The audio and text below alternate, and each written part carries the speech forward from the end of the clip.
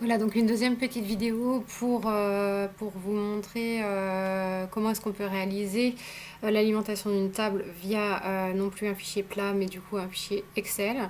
Donc là, on va reprendre en fait la même démarche. Il suffit d'aller sur gestionnaire de connexion, de sélectionner nouveau gestionnaire de connexion, et puis bah, là, tout simplement choisir le type de connexion Excel et de faire ajouter.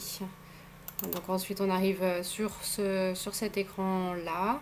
Donc là il suffit plus qu'à renseigner en fait le chemin d'accès pour accéder au fichier Excel en question. Donc là pareil, il suffit de sélectionner où se trouve en fait ce fichier Excel. Donc là c'est ma table Deep Geography qui se trouve ici et le renseigner, version Excel. Voilà, ok. Et ensuite, pour alimenter ma table, bah pareil, il n'y a plus qu'à recréer donc un nouveau package SSIS. Voilà, on arrive donc ici, donc il faut bien renommer le nouveau package. Donc là, je l'ai renommé en Dim Géographie création de table. Et puis bah là, pareil, on reprend, pardon, la Dim Géographie création et vidage de table. Donc on arrive là aussi sur le flux de contrôle. Donc là encore on commence par vider la table Dim Géographie, toujours avec le code delete from. Et ensuite on va renseigner la tâche de flux de données. Donc là c'est plus un fichier plat mais c'est une source Excel. Donc tout simplement le gestionnaire, l'outil va me proposer la connexion que j'ai créée tout à l'heure qui s'appelle gestionnaire de connexion Excel. Et puis là je vais pouvoir renseigner la feuille Excel qui est concernée mais en même temps il n'y en a qu'une. Donc je sélectionne la feuille en question. On peut tout là aussi visualiser toutes les colonnes qui sont présentes dans le fichier. On tape OK. Et enfin, on va renseigner la destination, donc assistant destination.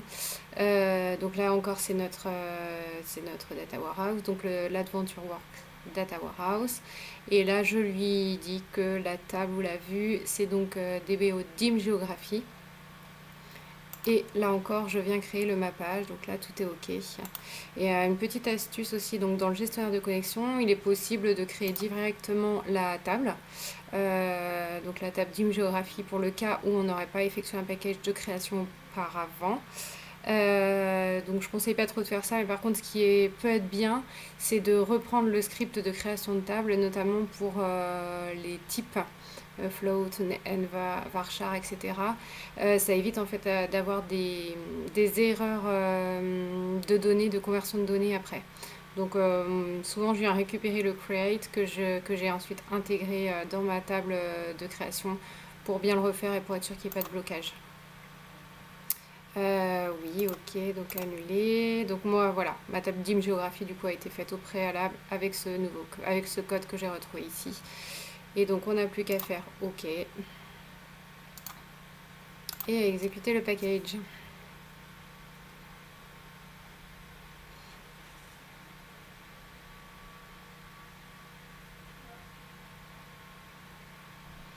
On attend toujours un petit peu. Voilà, donc tout est OK au niveau de l'outil. Donc on va arrêter le mode débugage et puis on va se rendre dans la base de données. Donc ma base de données Adventure Work Data Warehouse que l'on va actualiser. Et donc on va aller sur la table Dim Géographie. Et voilà, donc normalement tout est bon. On a 683 lignes.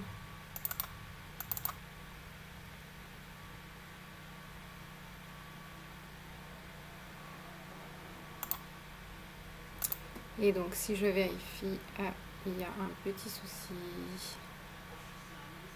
Ah oui, on a 684 lignes, mais forcément puisqu'il y a la ligne des titres.